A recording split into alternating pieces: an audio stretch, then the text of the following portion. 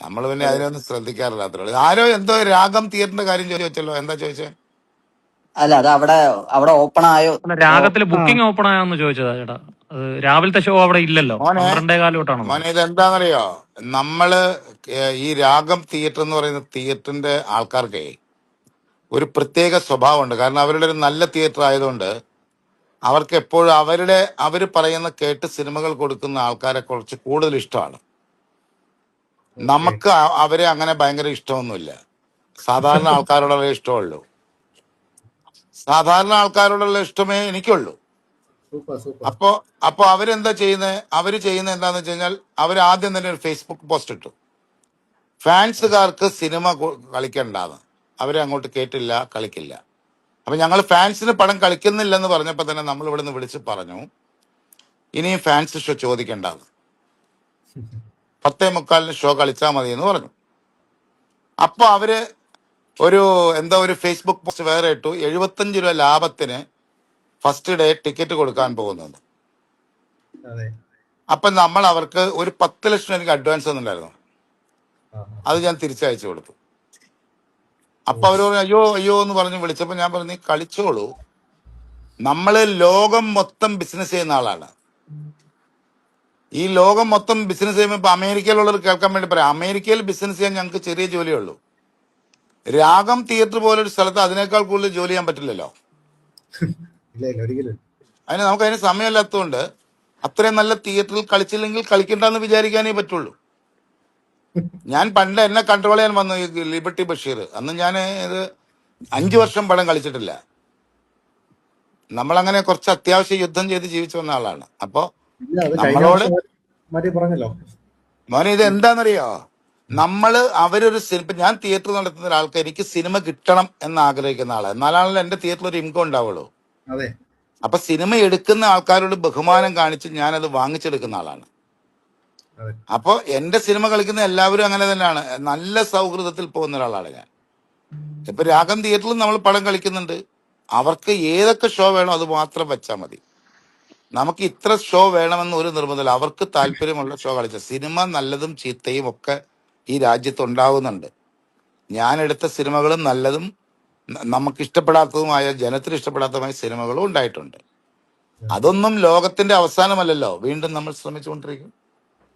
വീണ്ടും നമ്മൾ അത്ഭുതങ്ങൾക്ക് വേണ്ടിയിട്ട് യാത്ര ചെയ്യും. അപ്പൊ നമ്മുടെ കൂടെ ചേർന്ന് നിൽക്കുക എന്ന് പറയുന്നത് മാത്രമേ ഉള്ളൂ. അതിപ്പോ ഫാൻസ് ആയാലും അങ്ങനെ തന്നെയല്ലേ. അത്രേ ഈ ഉള്ളൂ. ഫാൻസ് അസോസിയേഷൻ, ഇപ്പൊ നിങ്ങൾ ഇത്രയും പേര് സംസാരിക്കുന്നവർക്ക് നിങ്ങളുടെ മനസ്സിലുള്ളതിനെ അത്യാവശ്യം സന്തോഷപ്പെടുത്തുന്ന പോലെ നമ്മുടെ ഭാഗത്ത് പ്രവൃത്തി ഉണ്ടായാൽ മാത്രമല്ലേ നിങ്ങൾ ഇങ്ങനെ ഒന്നിച്ച് സംസാരിക്കുള്ളൂ. അതെ അതെ അതെ. നിങ്ങളെ എപ്പോഴും നിരുത്സാഹപ്പെടുത്തുന്ന പോലെ ഒരു കാര്യം നമ്മൾ ചെയ്തുകൊണ്ടിരുന്നാൽ നിങ്ങൾക്ക് ഈ സ്നേഹവും കാര്യങ്ങളും ഒന്നും ഉണ്ടാവില്ല. കാരണം അങ്ങനെയാണല്ലോ. അപ്പോൾ അതും തിരിച്ചറിഞ്ഞാണല്ലോ നമ്മൾ പ്രവർത്തിക്കേണ്ടത്. അപ്പൊ ഫാൻസ് എന്ന് പറയുന്നതിന് അത്യാവശ്യം പ്രാധാന്യം ഞാൻ കൊടുക്കുന്ന ഒരാളാണ്. സൂപ്പർ കേട്ടോ സൂപ്പർ. അത് ഏത് സ്ഥലത്തായിരുന്നാലും ശരിയാ, ഈ ലോകത്തിന്റെ ഏത് ഭാഗത്തായാലും ഒരു പ്രോബ്ലം ഉണ്ടെന്ന് അറിഞ്ഞു കഴിഞ്ഞാൽ 100% നമ്മൾ അതിന്റെ കൂടെ യാത്ര ചെയ്യും. കാരണം ഞാൻ ഇത്രയും വർഷം വർക്ക് ചെയ്ത് ഇത്രയും സിനിമകളൊക്കെ എടുത്ത് വന്നപ്പോ എനിക്ക് അവരിൽ നിന്ന് കിട്ടിയിരിക്കുന്ന ഒരു സപ്പോർട്ട് ഉണ്ട്. അതിന്റെ സപ്പോർട്ട് എന്ന് പറയുന്നത് ഞാനത് ചെറുതായി കണ്ടിട്ടില്ല. അത് കാലങ്ങൾ മാറിയപ്പോൾ അതിന്റെ രീതികൾ മാറി. ആ രീതികളെ 100% ഇഷ്ടമാണെന്ന് വെച്ചാൽ 100% ഇഷ്ടമല്ല.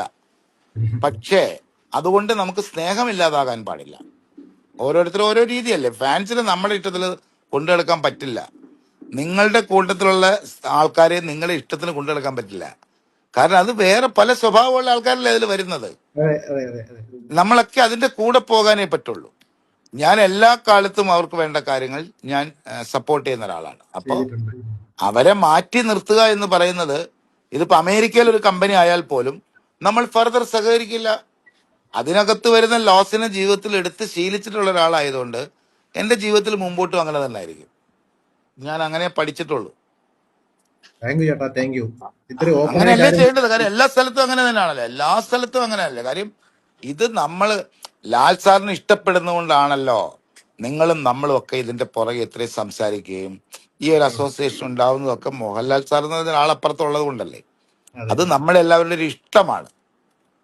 ആ ഇഷ്ടമെന്ന് പറയുന്നതിനെ നമ്മൾ ബഹുമാനിക്കണം. ഞാൻ ബഹുമാനിക്കുന്ന ആളാണ്. നമ്മളെല്ലാരും. അതെ, അത് നമുക്കറിയാം. അതുകൊണ്ടാണ് ഞാൻ ഇങ്ങനെ ഈ തിയേറ്ററിനെ കുറിച്ച് പറഞ്ഞത്. അത് മാത്രമേ ഉള്ളൂ. കാര്യം എനിക്ക് നമുക്ക് അവരോട് പരാതിയൊന്നുമില്ല. അല്ല ചേട്ടാ, അതിന്റെ ഒരു ക്ലാരിഫിക്കേഷൻ കൊടുത്തത് നന്നായി. കുറെ പേർക്ക് പല ഡൗട്ട്സും ഉണ്ട്. അപ്പൊ അതൊരു ക്ലാരിറ്റി ആന്റണി ചേട്ടന്റെ സൈഡിൽ ഒന്നുമില്ല തന്നെ മോനെ, അതാണ്.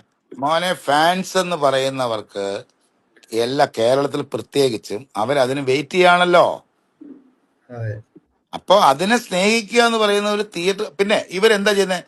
റിസർവേഷൻ ചാർജ് കൊടുത്താലേ ടിക്കറ്റ് കൊടുക്കുള്ളൂ. എന്ത് തെറ്റാണ് ഉം. അത് തെറ്റായിട്ടുള്ള കാര്യമല്ലേ? എത്ര പൈസ വീണ്ടും അതിനകത്ത് 10 രൂപ കൂടി 15 രൂപ കൂടി ഉണ്ടാക്കാൻ വേണ്ടി ഒരു പാവം പിടിച്ച സത്യം പിള്ളേരോട് സത്യം. കാശ് വാങ്ങിക്കാൻ പാടില്ല.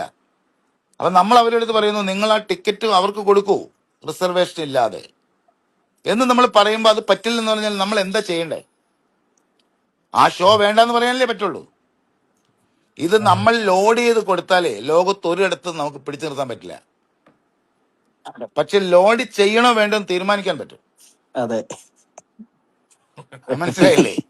അതെ. അങ്ങനെയാണല്ലോ അത്. അപ്പൊ അതുകൊണ്ട് ആ ഒരു കാര്യം ഇന്ന സമയത്ത് ഇന്ന സ്ഥലത്ത് മതി എന്ന് തുടങ്ങുന്ന സമയത്ത് നമുക്ക് തീരുമാനിക്കാം. അത് കഴിഞ്ഞാൽ നമുക്ക് ഒരു തീരുമാനവും പിന്നെ പറ്റില്ല. പിന്നെ അവർക്കുള്ള ഇഷ്ടത്തിനാണ്. അപ്പൊ ഇതൊരു സ്നേഹത്തിലേ പോകാൻ പറ്റുള്ളൂ. ഇപ്പൊ ഏത് തിയേറ്റർ ആയാലും എനിക്ക് തിയേറ്റേഴ്സിൽ ഞാൻ പടം കളിക്കുമ്പോൾ എനിക്ക് സിനിമ തരുന്ന ആൾക്കാരോട്, ആ പ്രൊഡ്യൂസേഴ്സിനോട്, ആ ഡിസ്ട്രിബ്യൂട്ടേഴ്സിനോട് എനിക്ക് സ്നേഹം കാണിച്ചേ പറ്റൂ. കാരണം എനിക്ക് വീണ്ടും അവരുടെ കൂടെ അസോസിയേറ്റ് ചെയ്യണം. അല്ലെങ്കിൽ ഞാൻ ഇതിന്റെ തിയേറ്റർ പണിതിടുന്നേ.